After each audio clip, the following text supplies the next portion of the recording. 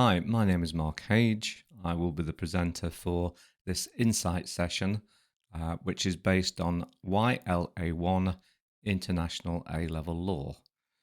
The insights are into the Summit 2024 feedback. We will be focusing on the areas of each paper that perform the weakest. By the end of the session, you should have received feedback on the performance of candidates in the May-June 2024 exam series, considered the variation of candidates' performance on different questions, explored why performance varies, and finally understood the key points from the examiner's report. Paper 1 will be covered first. The paper covers principles of law and the legal system. We will cover the top 5 underperforming questions. We will then look at paper 2. This paper covers law in action and tests a candidate's ability to apply substantive areas of law to a given scenario. Again, we will look at the top 5 underperforming questions. First, let's look at the overall grade boundaries and percentages for the whole of Law International A-Level. As you can see here, we have the first table at the top.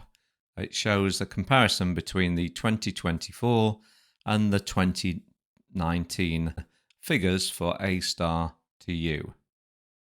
Evidence from similar grade percentages shows that students are roughly performing at the same level as 2019 for the E to C grades. For grades B to A star, the evidence shows students are performing better than 2019. One reason this might be the case is that centres have now been able to teach the course more confidently, with a better understanding of the exam technique required, particularly for higher performing students. For example, the better use of evidence from case studies in exam answers. The second table shows the grade boundaries, again comparing 2024 to 2019. This time we're not talking in percentages, but in actual raw marks. As you can see from this table, the grade boundaries have had a slight uptick from the 2019 levels, particularly for the E's to C's. For the A stars to the B's, there's been a little bit of a bigger increase. For example, if you look at the A's, we've had 7 marks increase from 2019 to 2024. 2019, the grade boundary for an A was 111. For 2024, it's 118. Again, this is likely to be down to students being able to understand the exam technique required better to perform in both paper 1 and paper 2. So now we've looked at the overview for the paper 1 and paper 2 and the qualification, that is. Let's get into the nitty-gritty of looking at each paper, starting with paper 1. This time what we're going to do is focus on the top 5 underperforming questions. Each slide will adopt the same format. So if you look at the current slide, it says Principles of Law, which is the title of paper 1, and it gives you the question 1C. The questions aren't in order of the worst performing, they're simply in order of the chronological order they appear on the page. As we go along, I'll try and point out which questions perform the worst. Below the actual question, what you'll see is 3 things. One is the question itself and the number of marks. The other is a small extract from the mark scheme. Again, this is available on the Pearson website. I'll talk about that later. And finally, on the right-hand side, you'll see an extract from a student's response. These student responses are taken from the principal examiner's reports, and again I'll talk through any particular points which will help you when we look at each. Finally, below that you'll see a table, and what this has is the actual mark.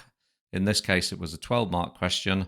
It shows you the number of students in terms of percentages that achieved each mark, starting with 0 and working its way, in this case, to 12. So what you'll get is obviously a detailed analysis on each slide, which you can go back and look at. as to which sort of marks students got. You can then compare that to your own centre and decide what type of action you might want to take, if any, to help improve your own students' performance.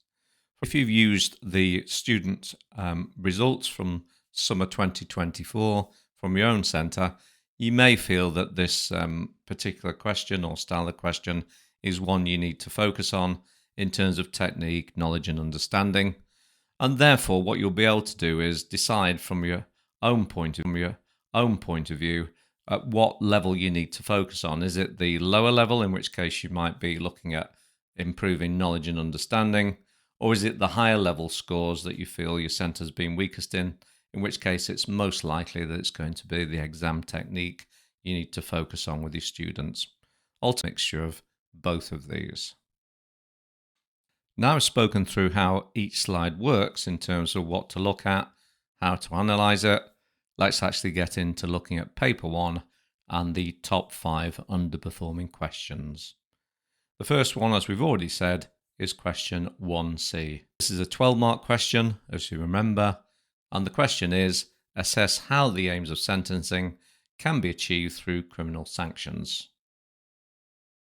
Starting with this question, what the question's asking students to do is firstly come up with an aim, give some basic knowledge and understanding of it, and then relate that to an example of a criminal sanction which would firstly help achieve that aim, and then secondly may not help achieve the aim. As you can see from the percentage scores, candidates perform poorly at scoring much more than half marks with this question, with many scoring 4 or less. One barrier to a higher score was the need to provide breadth, i.e. to discuss 3 aims and corresponding sentences. Another barrier was the misinterpretation of the question. Weaker scores resulted from candidates simply defining an aim and then giving an example of related sentences. This meant that there may have been some accurate knowledge. However, there was little in the way of analysis and evaluation, which is really the thrust of this 12-mark question was about. So that meant students poorly covered the question itself and therefore achieved, as we've looked at the statistics, low marks on average. In order to improve this, what we need to do is look at techniques to actually relate the aims of sentencing to the actual criminal sanction. So if we look at the extract from the mark scheme, what I've done here, obviously students, as we've already said, can tell us what retribution means. What we then need to do is relate sanctions to that particular aim of sentencing. So for example, again, looking at the mark scheme, as you can see here, we have the tariffs of sentences, the fact that it needs to be proportionate to the crime.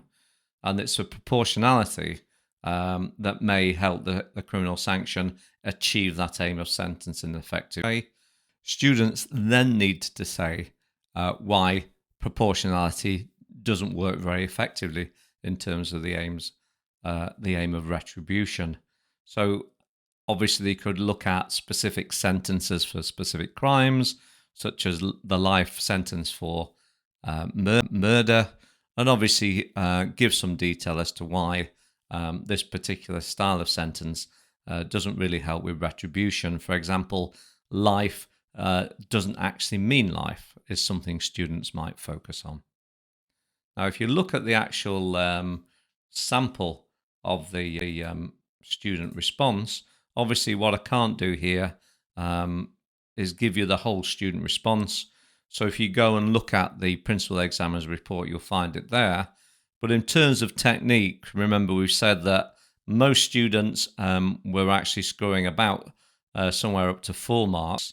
What we really want students is to be scoring higher. So the 4 marks really are knowledge and understanding and perhaps some very weak analysis. But what we've got here is an example of a student who actually practices the skills of developing their points.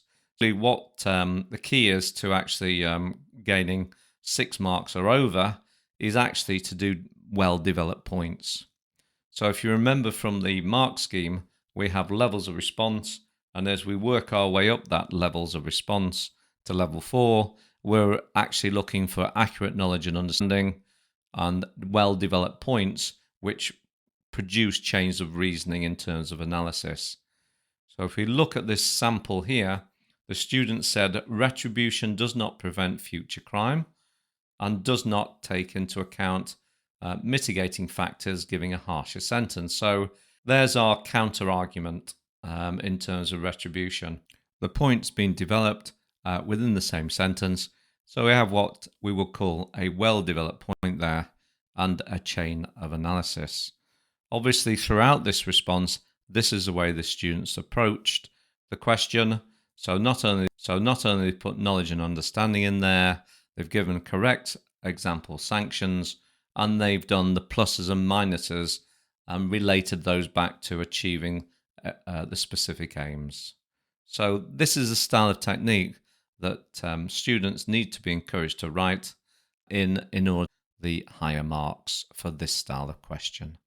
So the main point to remember for levels of response style questions, the longer scoring questions, is it's better to focus on less points, give clear knowledge and understanding, and develop those points so that the examiner can see they are well-developed points of analysis.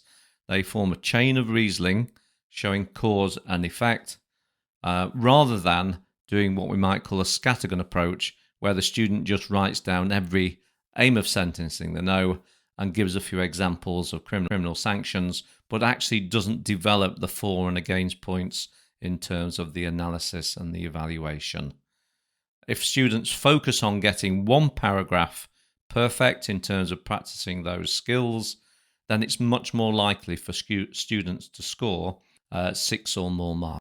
The next underperforming question on paper 1 was question 2C. As you can see here, the question said, assess the advantages and disadvantages of the doctrine of judicial precedent, and this question was worth 10 marks. So this is another levels of response question. Obviously, these are the hardest and most challenging questions on the paper, so it's not unsurprising that obviously they fall into the top 5 underperforming questions. Again, we have an extract from the mark scheme, and then we also have an example of a good response, an extract from it on the right-hand side. If you want to see the full response, remember, you just go to Principal Examiner's Report and you'll see it there. Then underneath the details, again, we have the marks, 0 to 10, and then the percentages of candidates that achieved each mark. With question 2C, candidates had to give the advantage and disadvantage of precedent. They then needed to give some evidence to back up their point. This question needed relevant cases because obviously precedent is all about case law, isn't it? So much of the evidence should have been cases in terms of why they supported the point made, rather than the student actually slavishly giving us the facts of the case. That's what we were particularly looking for. Why it supported a particular advantage, why a case supported a particular disadvantage. Now, it didn't always have to be cases, but obviously it needed the same development regardless of what examples students used. As you can see from the percentage scores here, candidates performed poorly at scoring much more than half marks. Many scored 4 or less. One barrier to a higher score was the need to cover advantages and disadvantages in the right level of detail. If you see the mark scheme, you can see actually it says level 4 responses, that's those scoring the highest marks, need a balance of advantages and disadvantages. So with a question worth 10 marks, it doesn't need to be a one-sided argument. So for example, many students just wrote about advantages rather than covering disadvantages. So a key area for students to improve is to make sure they put at least one advantage and one disadvantage in their response. Another issue was that candidates had not read the question properly and did not focus on what the question was actually asking. merely writing what they thought it meant. Often just anything they knew about the topic actually of judicial precedent. For example, some candidates focused poorly on the hierarchy of courts. Like question 1C, brief definition of a benefit, such as flexibility, followed by how overruling in Harrington, which overruled Daddy and Dunbreck, supports this advantage. What we don't want to see in any great detail is the facts of each case. Obviously, if the student needs to put some minor fact in to help them remember, that's fine. But what we want students to say is how the case of Harrington supports the doctrine of judicial precedent. Once they've done that, they need to actually develop their points. So again, we're back to developed analysis. We're looking for a chain of analysis. If you look at the mark scheme on the left-hand side of the slide, you can see I've listed a couple of advantages. So students obviously would start with that. And then more importantly, what we're looking for is them to develop their points using cases or some level of detail. And then obviously there's the disadvantages, and again use the same approach. If you look at the student sample response, which again we've taken from the principal examiner's report, we can see an example of a good student's approach to this question. So what they've written is the doc based on the principal stare decisis. So we're immediately into actually looking at the knowledge side of it, which is a Latin term for stand by what is done. It acts as a foundation for judicial precedent, so it's all knowledge and understanding that, but a good stuff. The candidate then lists some advantages of the doctrine of precedent, but underneath that, they go on to expand on this, and this is where the candidate actually reaches the higher level 4 response by giving chains of reasoning. It's the cause and effect reasoning, i.e. one thing leads to another, which is what scores the highest marks, gets to the highest levels in questions such as this. This is what students particularly need to improve on. And when you look at the statistics here, you can see that, for example, students scoring 7 to 10 in terms of marks were very low numbers. We're looking at about 8% of students, which is particularly low. Students tended to score in the higher regions. So it's this technique that's very, very important to actually helping students improve. Okay, so that covers the second question. Let's now go on to the third most underperforming question. The next question we're going to cover is question 3C.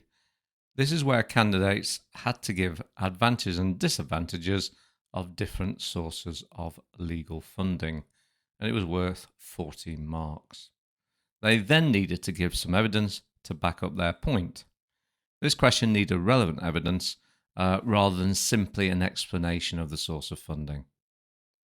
This was the weakest answered question on the paper. As you can see from the percentage scores, candidates performed poorly at scoring more than 7 marks, with most scoring less than 4. Notice the high numbers of zeros. Almost a quarter, 23%, of the responses marked scored no marks at all. This indicates students had very poor knowledge of different sources of funding, which clearly needs addressing. Another barrier to a high score was the answers were vague. Often either sources of advice were omitted, and the answer focused solely on representation, or the answer focused on the source of advice and omitted completely any aspect of representation. Some candidates just repeated what they'd written in part B of the question. There was little assessment shown in a lot of the answers. For example, the pros and cons of insurance as a source of funding in terms of providing the best representation in court. For example, dependent on the level of insurance might mean poor representation. This is a type of issue students didn't really cover in any detail whatsoever. What we actually ended up with a lot of responses is simply a list of the different sources of funding, and then obviously a brief knowledge and understanding explanation of those. Let's have a look at the question in more detail now, as it was the worst performing one, and see what the mark scheme says and how we might help students actually improve both on the terms of knowledge and understanding issue, and obviously on the terms of the technique to score higher grades. So the question is, assess the advantages and disadvantages of different sources of funding available for advice and representation in court cases. So what we're looking for is sourcing for advice, sources of funding for representation. Obviously, most of them are dual purpose, aren't they? That's the first thing. So, but we want students to obviously acknowledge that. If we look at the mark scheme, responses could include citizen advice, trade unions, solicitors, also representation, barristers, payment costs, funding available, insurance. The list goes on, doesn't it? There's plenty to go out there. What we don't want students to do is actually just produce a very big long list. It's a 14-mark question. They're only getting a smaller number of marks for knowledge and understanding. The emphasis is on the analysis and evaluation. So a quick tip is, when it comes to revising for these sorts of questions and preparing to answer them, is reduce those lists down for students. Get them to focus on, say, 2 or 3 sources of funding instead of a list of 10 that perhaps you've gone through when you've actually taught the topic. The sources of funding are fairly self-explanatory. Most students, for instance, know what a trade union is. So it's just practice this to improve those who have weak knowledge and understanding. That's all it takes. Once we've done that, obviously what we read on is obviously the technique in order to achieve higher marks. So again, we're back to these developed or well-developed points. We're looking for students to give us a main point and then obviously develop it once and then develop it again. So develop at least twice. That's what we're looking for. We're also looking for a balanced argument. What that means in a question like this is simply giving an advantage and a disadvantage. Ideally, we're looking for at least 1 or 2 advantages and perhaps 1 disadvantage, ideally 2. So if we look at the actual sample response, again, this is taken from the principal examiner's report. We can see this student has started off with some knowledge and understanding. So they're talking about legal aid, which was massively restricted and curtailed by the government, it says at the top. The student then goes on to develop that point further by using even more detailed knowledge and understanding. See, it says at the Access to Justice Act, and then it also goes on to talk about subsequent statutory instruments. So we start off with our main critical point, and it's developed by at least 2 points further. It's therefore a well-developed point reasoning. The student then goes on to actually develop that even further, and you can notice I've actually put some statistics in there, which is fine. It's good technique, that. So what we've ended up with this student is a very well developed point about access to justice and legal aid. The student would need to write, obviously, the benefit of legal aid as well, of course, to counterbalance this. And then what we'd be looking for is the similar level of detail on the other points in order for the student to score high marks into level 4. The key issues here, therefore, are making sure students have a manageable level of knowledge and understanding, particularly when it comes to revision. With a subject like this, really they only need 2 or 3 areas to focus on. And then once they've done that, make sure they have the right level of detail to produce these points that are well developed using facts and obviously perhaps statistics or examples, or like in this particular situation, Acts of Parliament. If students can put those together correctly, then they've actually done some very good analysis and part of the evaluation. The final issue, as you can see from the bottom of the mark scheme, is that students have to reach a conclusion and weigh up and balance the evidence they've looked at.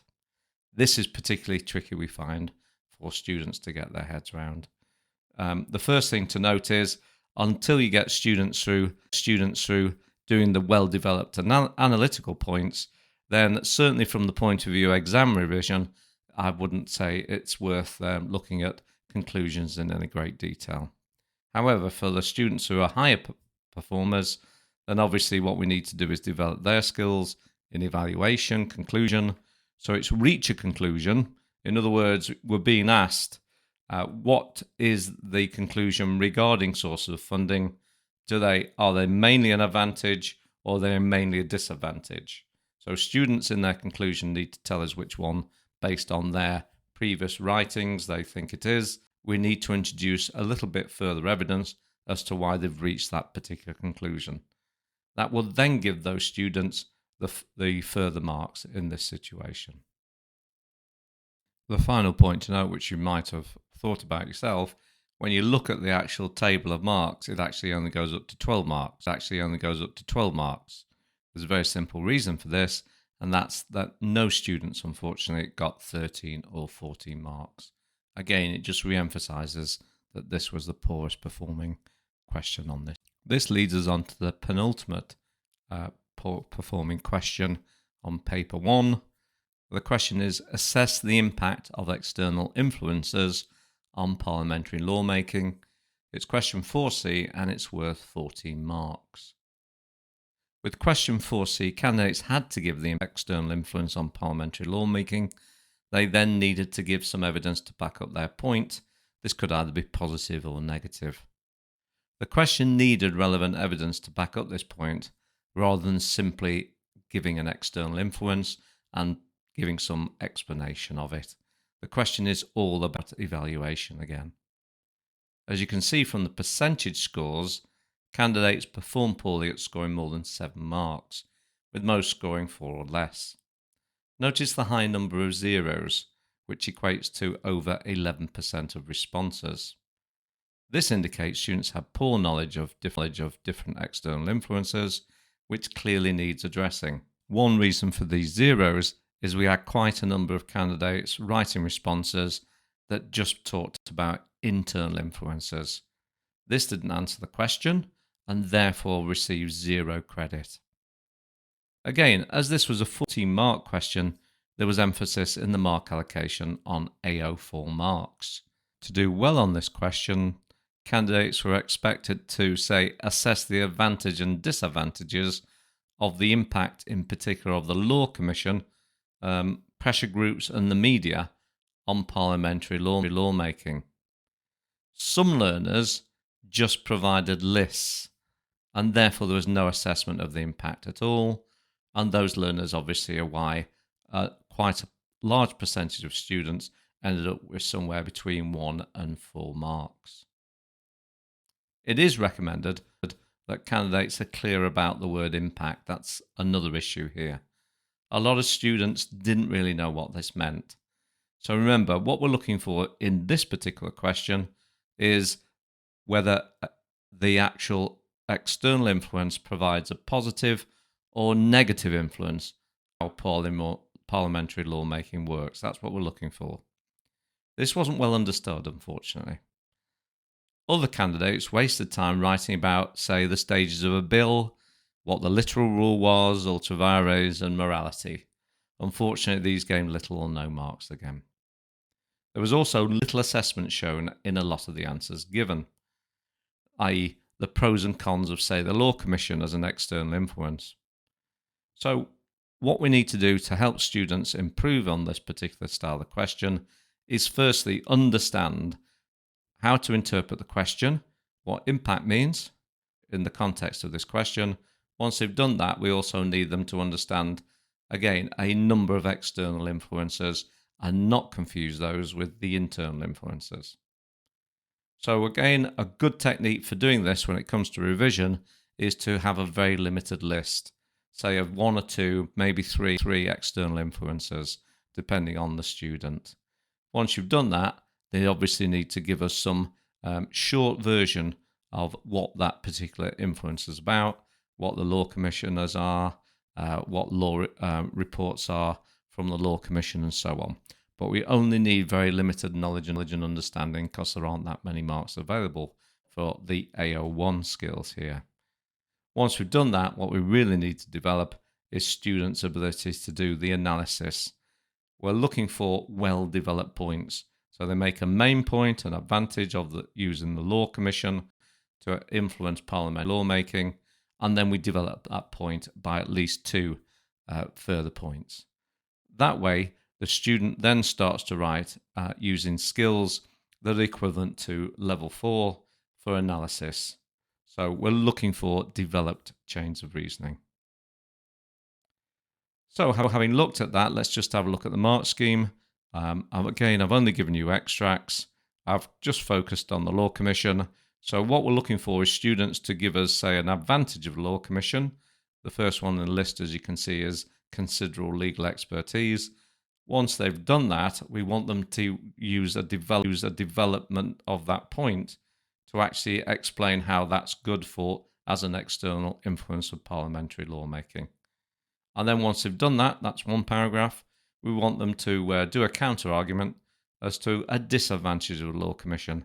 So again, as you can see from the mark scheme, we could say there's only a small percentage of reports are accepted and acted on by Parliament. But in order to get to that level 4 style response, where we're looking at somewhere between 11 and 14 marks, we actually want students to develop the points again to create well-developed points and chains of reasoning. If you look at the extract that's given from the Principal Examiner's report of a good example of how to write an answer to this question, you can see the students focused on media, and then they go on, and they've actually underlined as well, which is a good technique, what they believe are the key issues regarding the benefits of media in terms of parliamentary lawmaking. And then further down, they've actually gone on to talk about the counter-argument. For instance, you can see in response to media panic and sensationalization to public outcry, and then they go on and actually give an example of that, when managing crime covered by the media, leading to the media response of the government, and so on and so forth. What again we have here is the student gives a main point and then develops that further using examples. In summary, we need to develop the knowledge in a very limited way for students to get any marks, but for students who are attempting to get higher marks, we need to focus on the technique of doing well-developed points in terms of an advantage and disadvantage to using different types of external influences to influence parliamentary lawmaking.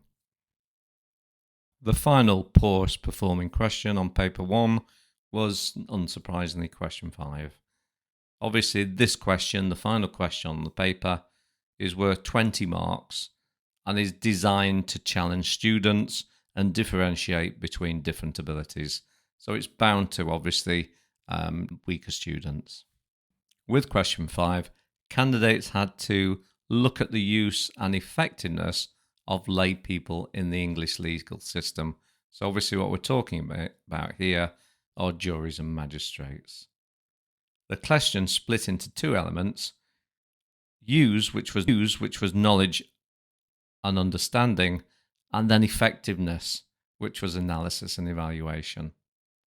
This question needed relevant evidence to back up students' points rather than simply explaining or storytelling, which is what we often got. As you can see from the percentage score, candidates performed poorly at scoring more than about 10 marks, with over 80% scoring less than half marks. Notice that no candidates gained 19 or 20 marks, and that the marks above 13 were in very short supply. This is the question on the paper that candidates need to evaluate well, with an emphasis on AO4 marks. Some candidates tried to turn the question into one about alternative dispute resolution rather than one based primarily on magistrates and juries. Obviously, this resulted in no marks. There was also too much time spent on going through explanations of the workings of juries and magistrates rather than how effective they are. So this is something you particularly look at the students' responses you have in your centres. Look at how many pages they've written and how many of those pages are simply explaining what magistrates and juries do, how they're selected, and so on and so forth. If it's a great proportion of what they've written, then that's a very good indicator of why they've achieved lower marks. If you look at the actual mark grid, you'll find that there are only 2 AO1 marks available for the question. So pure knowledge and understanding should really be limited by that amount of marks.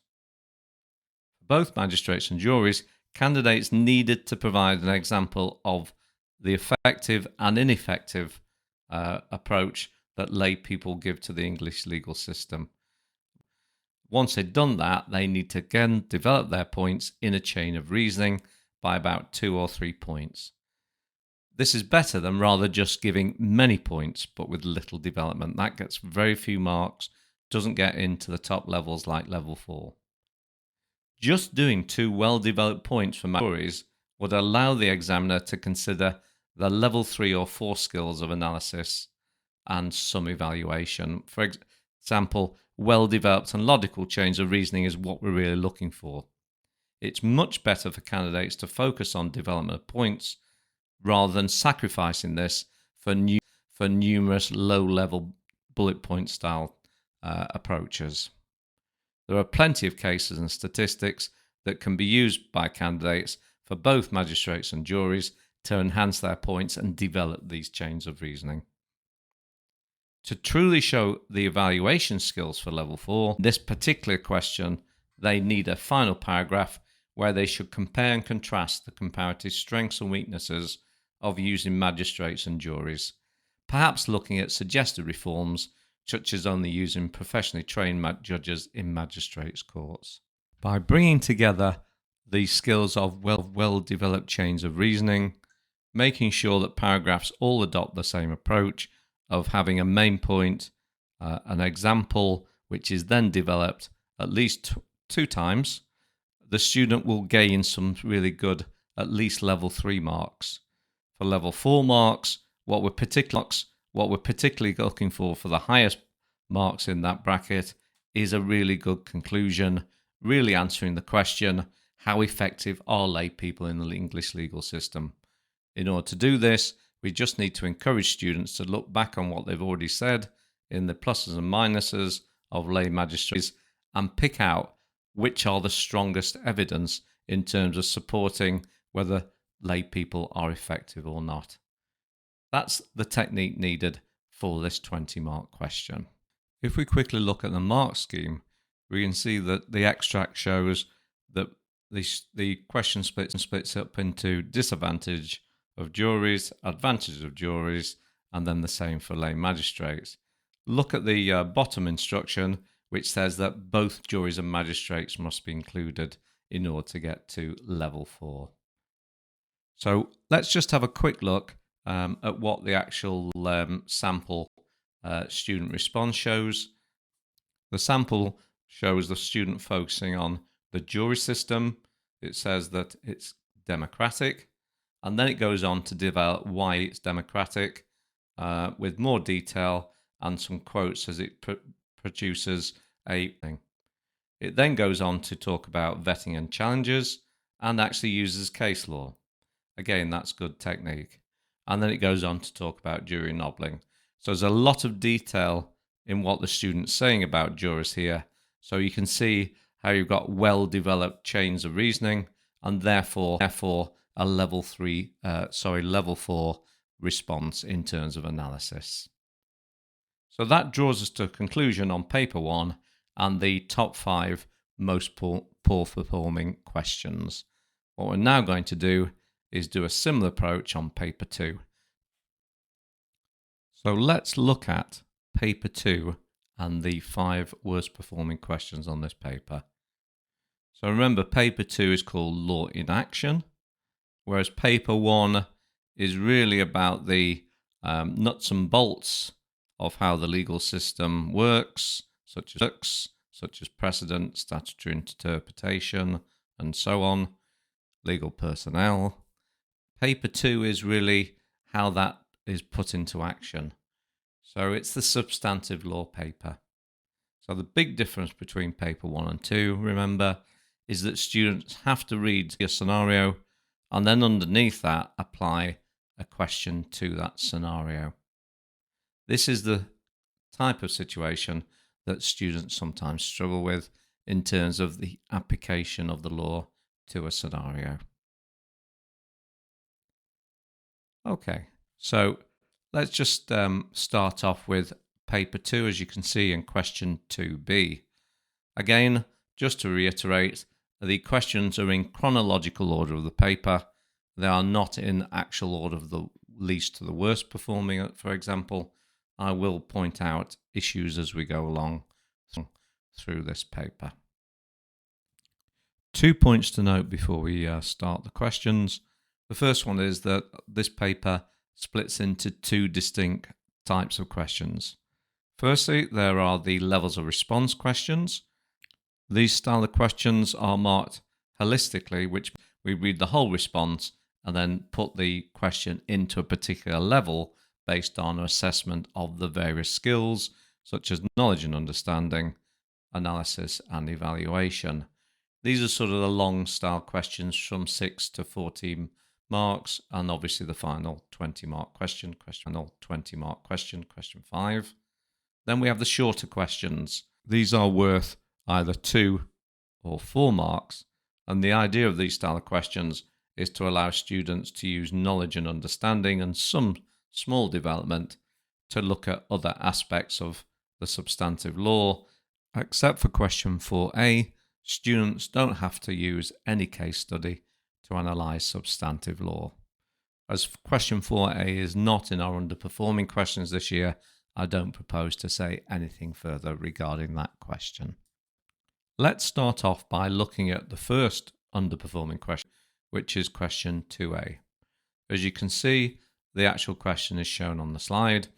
It's analyse whether Aki has a defence to Roxy's claim of negligence, and it's worth 6 marks. So what students have here really is one sheet of A4 in order to look at a very discrete area of the law and give a combination of some knowledge and understanding and then apply that to this very brief scenario. What we're not looking for here is a really long answer. It's a couple of cases at the most, or an act of parliament and an application to that. The question 6-mark questions do not require any conclusions whatsoever. So with this question, candidates had to decide if there was any legal defence to Roxy's claim for negligence. The question splits into 2 elements for 6 markers in particular. One element is the knowledge of any defence in this case, and the second element is the analysis of its application to Roxy's situation. The scenario itself here was actually based around the leading case of Morris and Murray, which was intended to be a big hint to students as to where to put.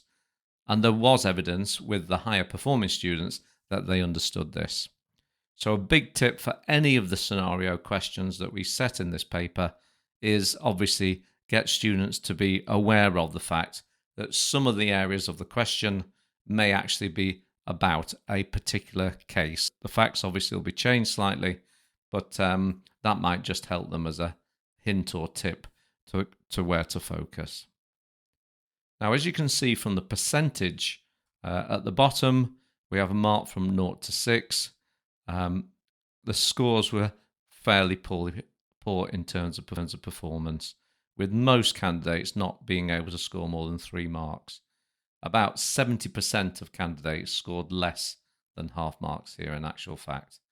In fact, if you look at the number scoring 0, that was about 15%, so that's quite a high number. The main reason for the poor performance here, having looked at a lot of responses, is that students really did have a lack of knowledge of the defences relevant to this situation for negligence. A lot of weak responses, for example, tried to discuss causation and even criminal causation, and obviously where students did that, they got very good marks. If it was criminal causation, we obviously gave them no marks for that. Other students attempted to apply intoxication as a defence, again based on criminal law. Again, very limited marks for doing that. The better responses did look at the 2 areas we were particularly interested in terms of defence. That was either contributory negligence or valenti. That's what we were asking for. However, even where students focused on these issues, the actual arguments were very weak. There was little case law, little evidence, and then little development relating that to Roxy's situation. This was also the case with those that attempted to use contributory negligence as well. Either approach would have allowed students to do the analysis sufficient to gain full marks here. So because it's only one A4 sheet of paper, again, we're not a very long-winded detailed response. We just want a concept to have some case law, an act of parliament, tell us what that says, and then relate it back to the evidence. Again, tell us why the evidence supports a claimant, perhaps tell us why the evidence might support, and then obviously, tell us what their final view is on the situation. That's what we're looking for 6 marks. So questions like this are effectively 2 questions in one. Candidates' answers should be taught to answer these questions in 2 distinct paragraphs.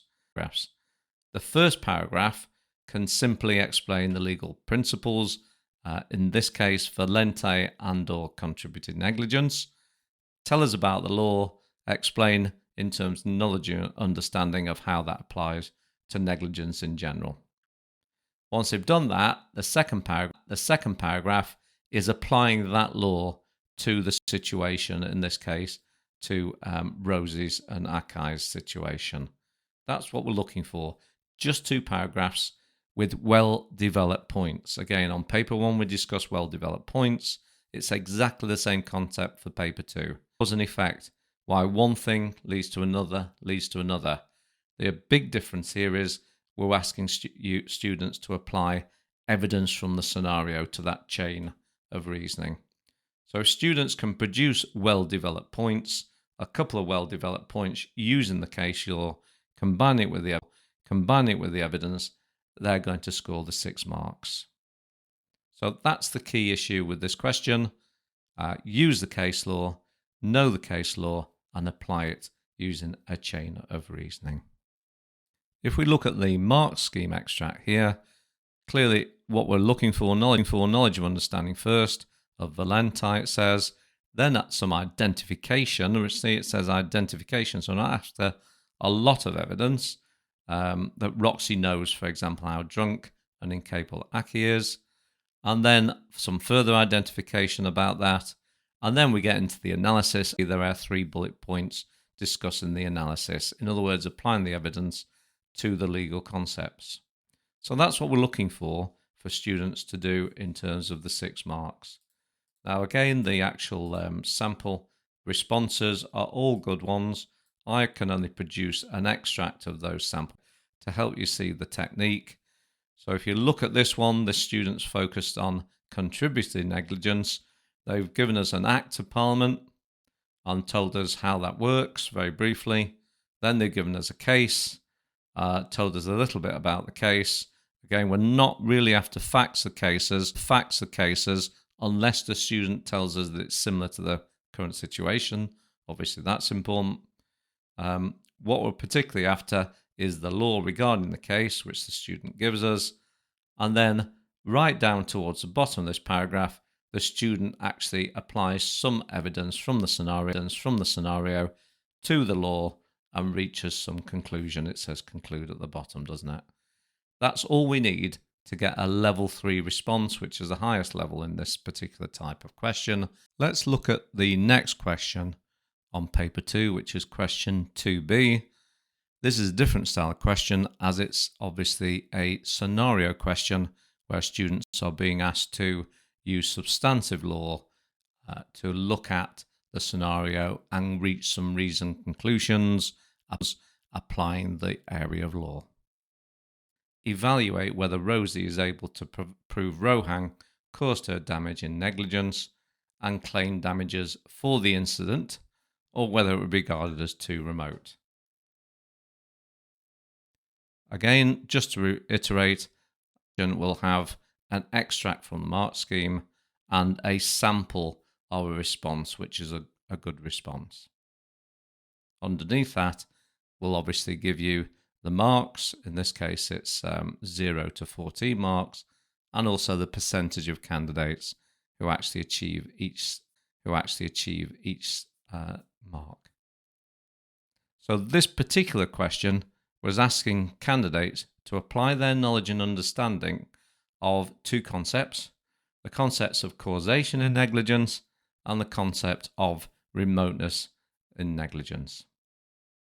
As you can see from the percentage scores, candidates performed poorly at scoring more than 6 marks, with over 75% scoring less than half marks on this particular question. Also notice that the mark scheme excludes credit for discussions regarding either in negligence or the breach of duty of care in negligence. It's where it says MB, if you can see that on the mark scheme, the extract I produced. This is a typical issue for these style of questions whenever they're set. Students often take a scattergun approach to actually answering this particular style of questions. What I mean by that is they tend to write everything they know about the issue of negligence rather than focus on the specific issue in the question. So interpretation of the question is really, really important for students. That's the first issue. They then, when we looked at the actual questions, made a number of other common mistakes, which we've seen with this style of question. The first one is they tended to adopt, as I said, a scattergun approach because perhaps students didn't know that much about the remoteness of damage.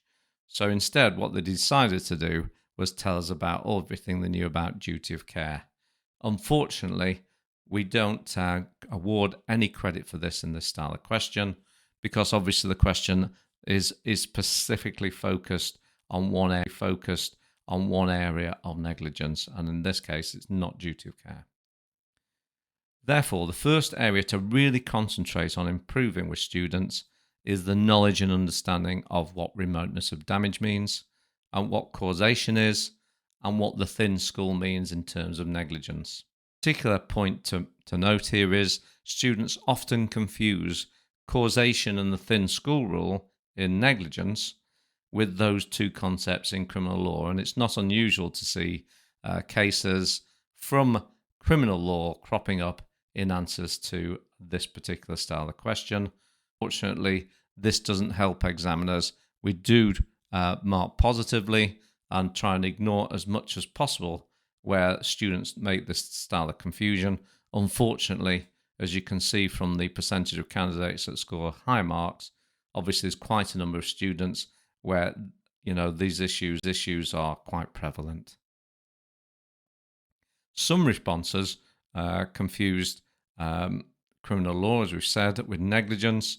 Another issue with this question for weaker students was that instead of using substantive law like case law, explaining what the rules were and then applying them to the situation, they decided to use a more common sense application of the law, say about remoteness of damage and causation.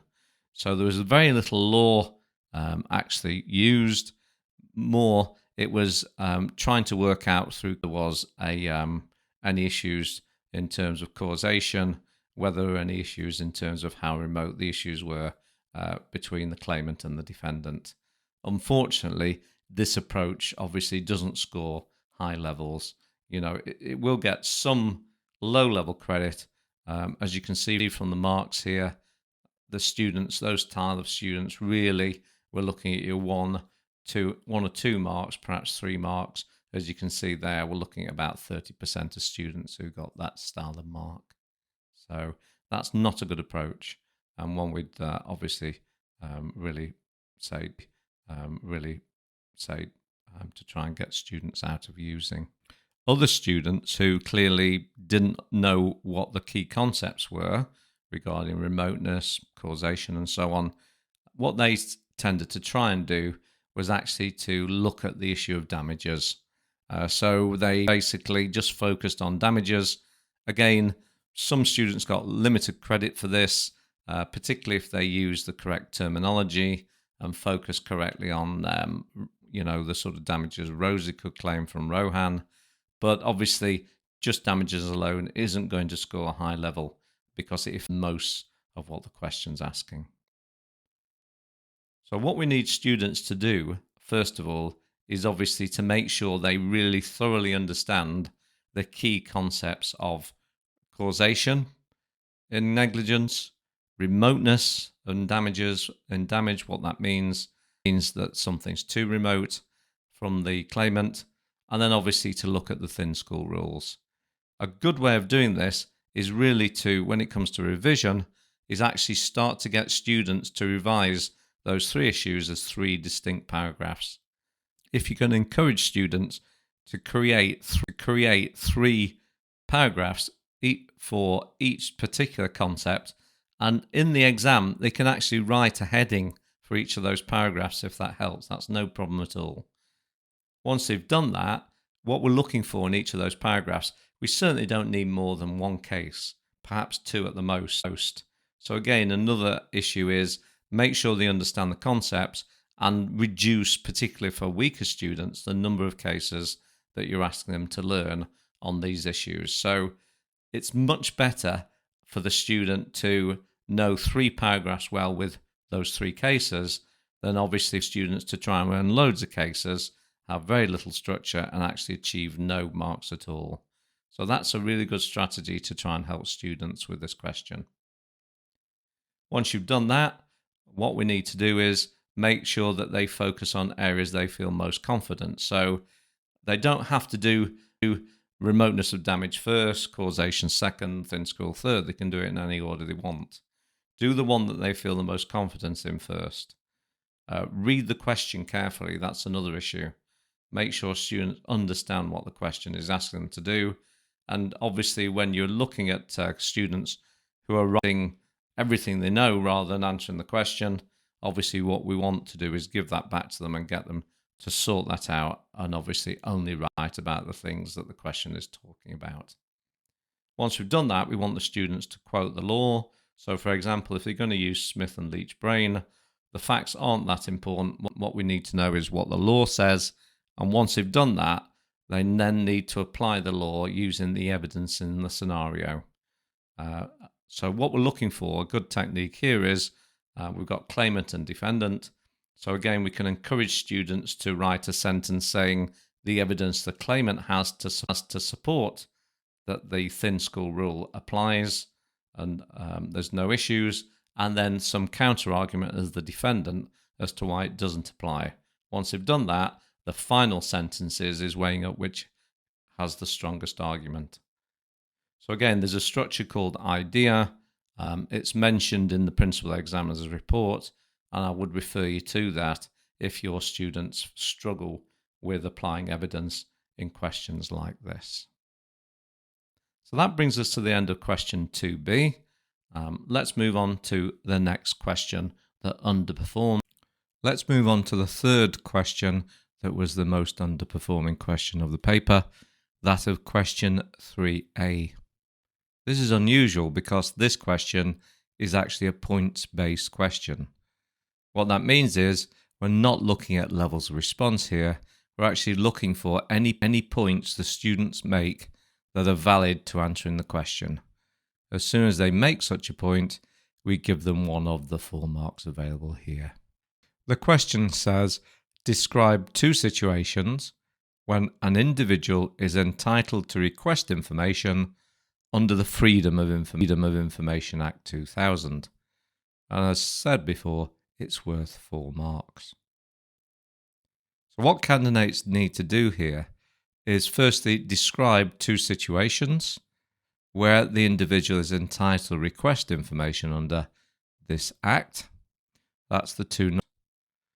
Once they've done that, for each of those 2 knowledge marks, they then need to provide a further explanation or expansion of each of the possible situations. Students can do this in a number of possible ways. For example, they can use case law, they could use part legislation and explain it further, or they could actually use some form of example and explain that further. What we're really looking for is 4 sentences. That's it in a nutshell. To help the candidates in this question, the actual answer paper is split into 1 and 2, and the amount of lines here is what we're really looking for in terms of the amount that's needed to be written by a student. So this isn't asking for detail, it's just asking for 4 sentences, 2 of which give a particular reason and the next 2 give a further explanation. If we now look at the statistics, you can see that we've put the percentage of candidates that achieved the scores of 0 to 4 marks. As you can see from this, the evidence shows that the candidates performed very poorly on this question. Evidence shows this was the worst performing question on less than 20% scored more than 2. And a whopping 42% actually scored nothing at all. Candidates either had no valid points to make regarding the freedom of information or confused the Act with rights to access an individual's own data. Remember, this is under the Data Protection Act. We gave absolutely no marks for that because the question is specifically about Freedom of Information Act. This is an area of the specification that needs re-emphasising with students, and particularly the distinction between Freedom of Information Act and the Data Protection Act. What this simply means is obviously revising 3 or 4 issues with students, what the sections are in the Freedom of Information Act, and how we can provide either examples or a further explanation. In that way, that will prepare the students for this type of question. From a technique point of view, as a short answer question, we don't really need any real development of the point at all. As I stated before, we're looking for a statement of what the situation is, and then we're looking for a further development of that particular situation. Essentially, all that is required is 4 pieces of knowledge and understanding about the Freedom of Information Act. A good strategy is to teach students a definition and then an example of the Act's use. 2 of these bullet points would have scored 4 marks. So let's now look at the actual mark scheme. As you can see, I've given you an extract here.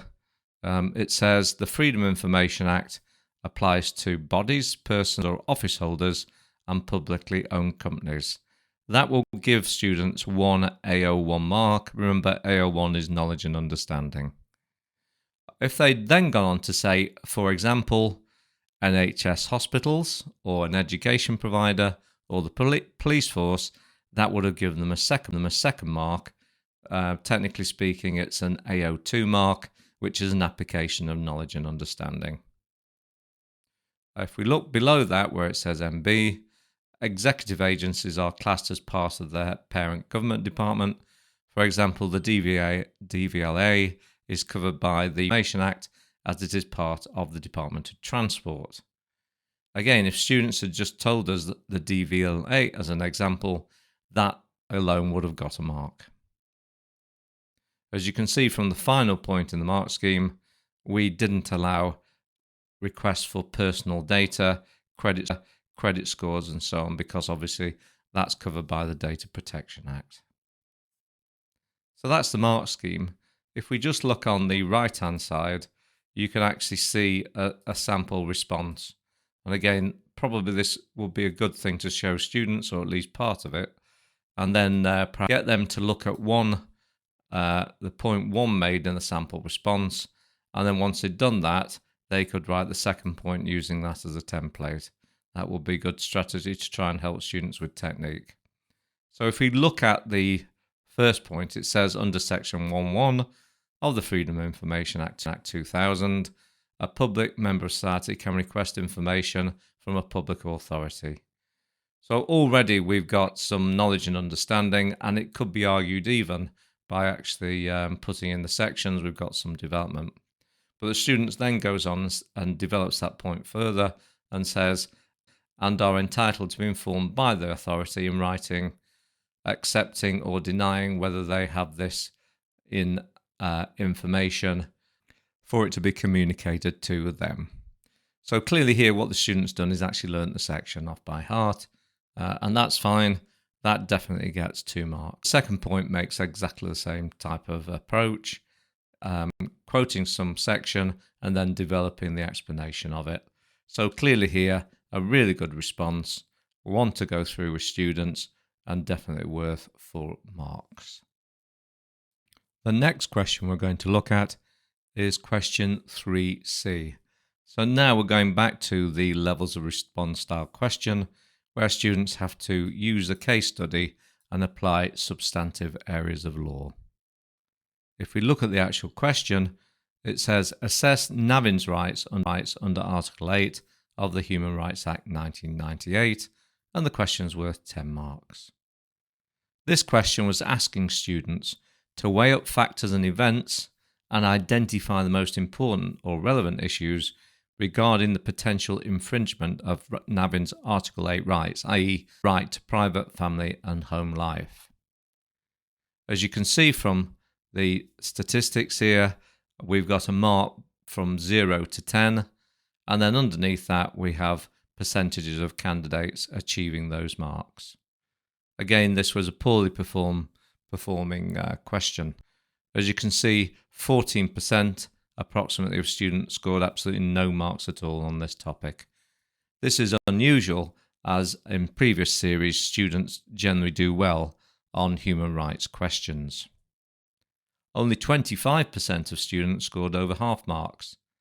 For a significant amount of students, there clearly needs to be a going over of the basic premise of Article 8 to ensure candidates have a good knowledge and understanding of that particular right, because without that, students will not be able to gain any marks at all here. Just explaining this right in the answer would have gained up to 3 marks. So the first task is to actually sort out students' ability to identify what Article 8 says and obviously write down what that is in the answer to the question. That would be the first approach. That would stop students receiving zero marks straight away. Once that's been done, then the next stage is obviously to help students with their ability to actually look at the nuances of that particular right. Firstly, there was a lack of knowledge and understanding of that right in detail. For example, many students didn't explain it was a qualified right. This then limited the student's ability to weigh up the actual evidence in the case study, to look at the nuances of the case study, i.e. that the security service might be able to read Navin's emails in certain situations. For example, the tension between the right to privacy and the public's right to be protected from terrorist threats. That might have been used as an example to actually restrict this right for Navin. Students also failed to use the correct case law, of which there was a particular area, to actually argue for the infringement of the right and also the right for the security services to actually infringe that right as a exception. The whole premise of the question was that students would be able to use the cases and the sections in the Act in order to work out the balance between whether the rights should be broken or not. Once students had got through the issue of looking at the particular right, then the next part of the question would have been looking at any particular remedies. This is presuming students came to the conclusion that there was an infringement of Navin's rights. The discussion of remedies was in very short supply in students' responses. The type of remedies that could be used in this particular session really came down to a discussion of the judicial review process and what Navin could actually apply for. There were, of course, some really good answers to this. So my advice is, if you have a student in your cohort where the answer is done particularly well, that would make a very good exemplar for your students, certainly when it comes to the revision process. So how can we help students improve here? We've already talked about the knowledge and understanding element. That is just practice, really. As far as the actual strategies to help students with technique, a good strategy is firstly to teach students the basic concept of Article 8. They then write that in their answer, and once they've done that, provide them with a limited number of cases and the points of law in the cases that they can use to explain various of contentiousness. For revision purposes, it's suggested you keep case law to a minimum. Again, for a question like that, really we're looking at a maximum of about 3 cases that's required. That will be the maximum, and as long as they're explained correctly in terms of the law and applied correctly to the situation, the student should easily obtain 10 marks. If we look at the mark scheme now, again, I've just given an extract.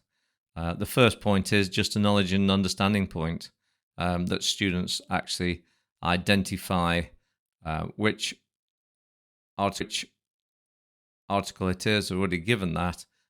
So more importantly in this question, to actually give us a brief explanation of what that right is. Once they've done that, we need to students need to look at more detail in terms of the rights under Article 8 being infringed. For example, they could have talked about the correspondence and reading his emails.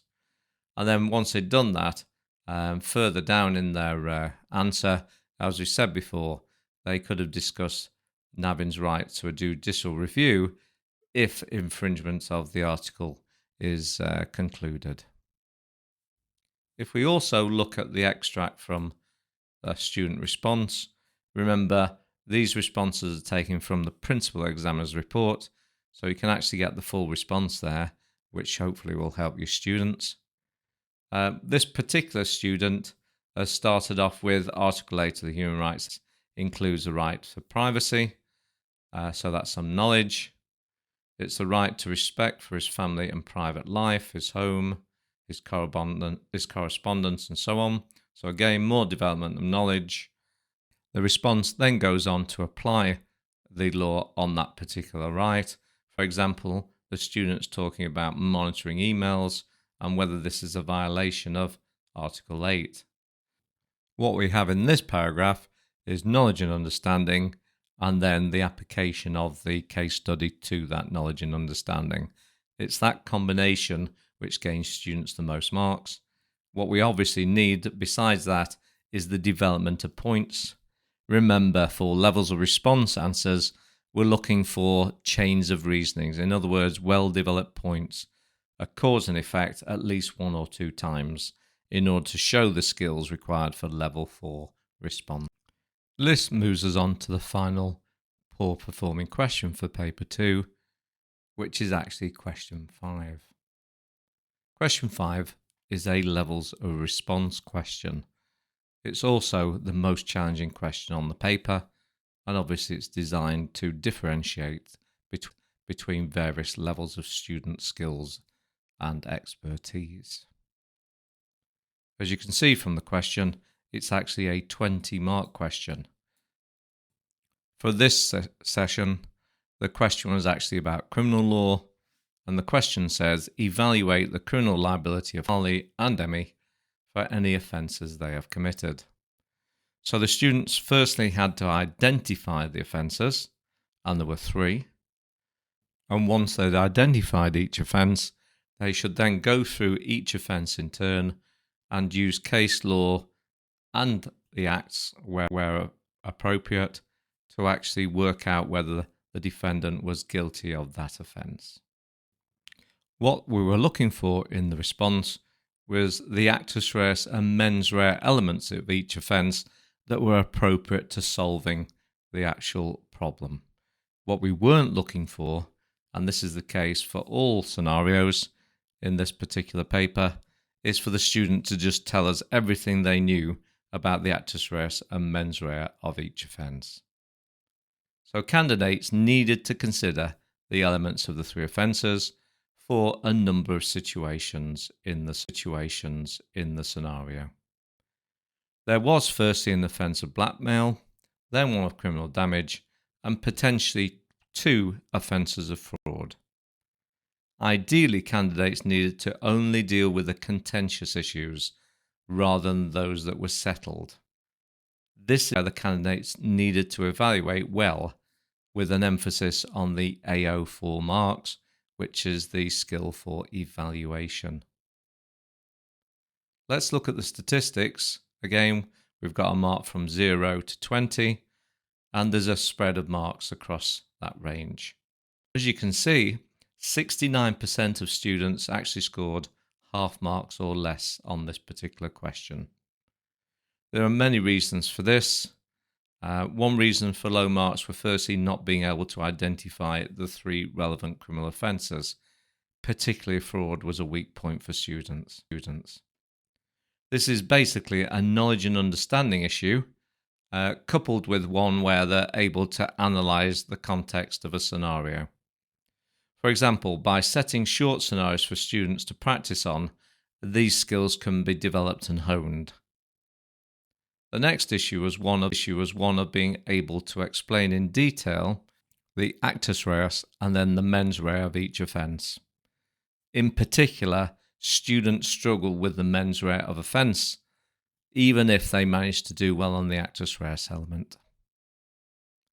There were poor responses which were very generic and had little detail regarding each offence. These style of responses generally provided a suitable definition, quoted perhaps the correct section in the Act for blackmail, for example, but then lost detail as they developed their answer further. An example of this is where candidates need to be able to define what an unwarranted demand is in blackmail. That's a really key issue. Students often didn't do this. What they need to do was define an unwarranted demand, quote the correct section that it comes under in the thefts, which explains its meaning. Candidates often fail to follow this process.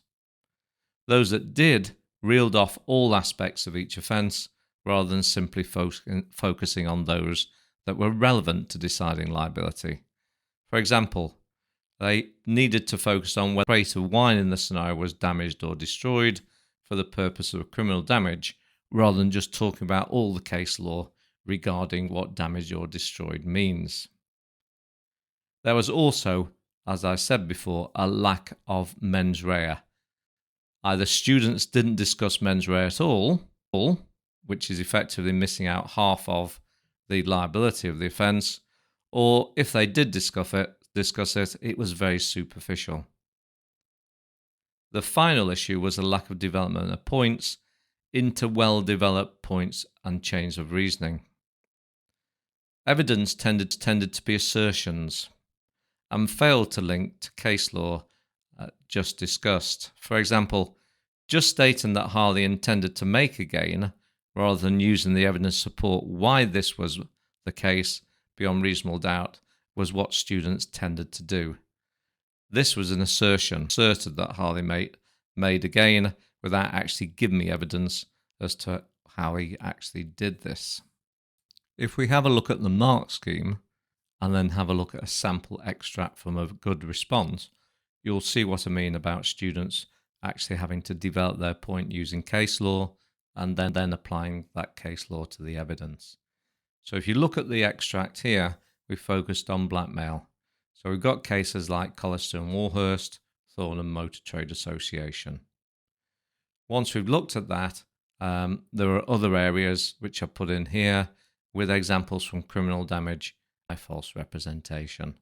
Obviously, I can't produce the whole mark scheme here, so obviously please look at the mark scheme that's already been published.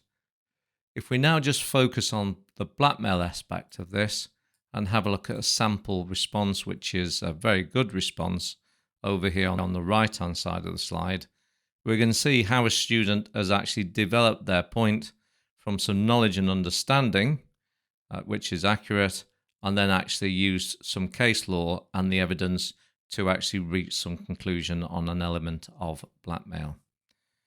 So the student said, when Ed threatens Harley that she would tell Harley's employer that he had lied on his application, Emmy could be convicted of blackmail. So we've got an identification of the offence straight away. Section 21 of the Theft Act provides a person is guilty of blackmail, and it goes on then to actually give us the correct definition. Again, this is accurate knowledge and understanding. So this is a really good start from this student. Once they've done that, the next paragraph focuses on what a demand is. They say demand may take any form, or written or by gesture. The key requirement is that the demand is made, and whether the victim receives the communication or not is besides the point. So again, some really good knowledge and understanding there. Tracy is the case that they support this with. In Lambert, the Court of Appeal held that the demand needed not be forceful. The more gentle and more suave the request is, the more sinister it may be. Again, really good use of points of law. And then finally, they back that up or link it to some of the evidence. Here, the demand by Emmy is that Harvey must pay her £400, and the demand is £400, and the demand is made orally by Emmy to Harvey. So again, relating the case law about demand to the actual evidence in the scenario. So we've got good knowledge, excellent knowledge and understanding. We've got that applied to the actual case law, and we've got the evidence here to back it up as well. So not assertions, but obviously evidence-based conclusions. This is the type of style that we need to encourage students to write with in order to get higher marks. To summarize, in order for students' responses to actually be improved, students should be practice identifying the key areas of law in a 20-mark scenario that they need to discuss. So this is an activity you can do regularly as a starter or plenary in a lesson, and then go through that with the class. And over time, students will develop the skills of doing this. Once they've done that, that then homes them in on just the areas that we need to talk about rather than all the areas. And this manages time in the exam as well. Once they've identified a list of the key issues that are contentious, the next stage is to obviously develop those key areas. As with the actual sample response we've looked at, it needs the definition of that key area, some case law and a point of law that relates to that. And once they've done that, some evidence to back up whether the particular area of the law is satisfied or whether it's in doubt. So a good technique with this is if you encourage students to write a sentence in regards to the evidence that supports the defendant's case, and then another sentence that supports the prosecution's case, and then a final sentence reaching a conclusion as to which is the strongest. Brings us to the end of both Paper 1 and Paper 2 questions in terms of the top 5 underperforming ones for summer 2024. What we're now going to go through is give you an update on where to find various pieces of information that Pearson offer, and also to summarise the key issues that you may wish to reflect on after this. Now we've been through the worst performing questions in each paper, let's have a look at the key points from the examiners as to what students need to focus on for the forthcoming next academic year, and obviously for the summer series 2025. Firstly, let's look at the Principles Law paper, Paper 1. The first point is that the student reads the question and pays careful attention to the command words. This will mean students are more focused on what's actually required from the question. Then students need to look at the marks allocated to the question and only spend the appropriate time on that question based on those marks. So in a question with several parts, students need to read all the parts and decide which information to put in each part before starting the question. Then students also need to illustrate or use examples for points made in short answer questions, and use relevant case law and legislation in longer questions. They need to provide balanced answers when asked to provide advantages and disadvantages. They need to use the space provided for each answer on the paper. This is a guide to the length of the response expected. They then need to provide a conclusion for the evaluate question. And finally, make sure that their writing is legible and not too small. The key points for Paper 2 are that students should read the questions and pay careful attention to what the command modes are asking them to do. This will mean that answers are more focused on what gains the marks. They also need to use relevant case law and legislation for the areas of the problem that are felt to be contentious, and try to only briefly discuss areas that are not contentious. This will help students manage time better. They then need to consider using the horizontal or the vertical technique to writing answers for problems worth 6 to 20 marks. Some candidates may gain more confidence and more marks by being encouraged to write down the law first in an answer with a brief explanation of what the law states. Then they can concentrate on applying the law to the scenario later in their answer. Students could split longer questions which have multiple situations into those particular situations, those key areas of law. For example, if there are 3 criminal offences that are available, students can actually put headings in their answer of what the offence they're talking about is. They can then think about looking at the evidence from the point of view of the defendant or claimant and the prosecution or defence. Again, they can use headings to split their answers up, and this hopefully helps them structure their answers and have a more logical structure in the particular exam. Students should really focus on developing that in terms of analysis and evaluation, and using this sort of logical approach and structure should help them avoid making silly mistakes when they're in time pressure. As all areas of the specification are open to examination, it's really critical candidates have the opportunity to cover those topics at least briefly. That brings us to the end of the key points from the principal examiner's reports as to what students and centres would be able to do in order to improve the performance of students for next year. Now we've completed looking at all the exam series for 2024. Let's have a brief look at the resources that Pearson's made available to help support you in the forthcoming year. This slide shows the resources and course materials available for this particular syllabus. As you can see, there are many different exemplar materials available, and what I've done in the slide is provide a link to those materials for your future reference. There are also comprehensive lists of all past exam papers since the specification started. I've given you an example on this slide. I have also given you a link which you just need to click on the slide and it'll take you to the appropriate page on the Pearson website. Pearson also provides a set of very detailed analytical tools you can use by accessing their website. The next couple of slides goes through those tools. Firstly, we have what's called the Pearson portal, and I provided a link to the website where you can access this. As you can see from the screenshot, there are various different things that you can access. I've highlighted 2 of them. One is called the Exam Wizard.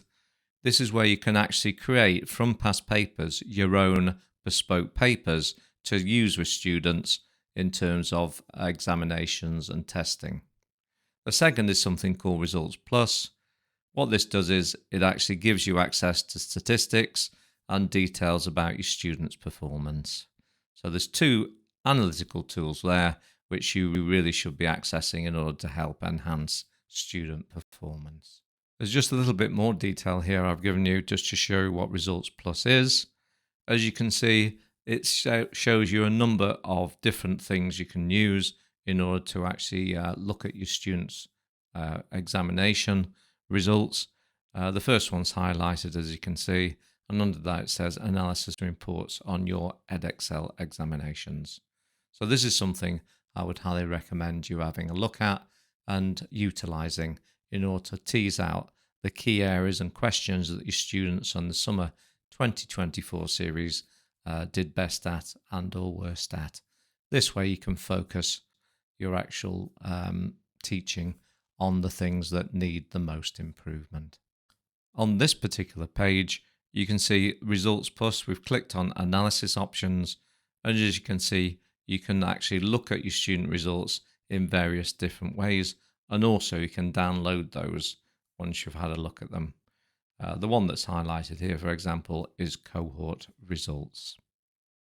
Finally, I've given you a link to resources and news. And again, this can be really useful in terms of things that are currently happening in the subject. If you click on that link, it will take you to the page where you can see things like Professional Development Academy, latest news announcements, and obviously training that's available for the subject. I'd explore this, and hopefully this will provide you with further support in terms of courses and any other issues that are concerning you about the subject. That brings us to the end of this insight session. I hope you've enjoyed it. Hopefully it's helped you in terms of focusing your students for the current academic year.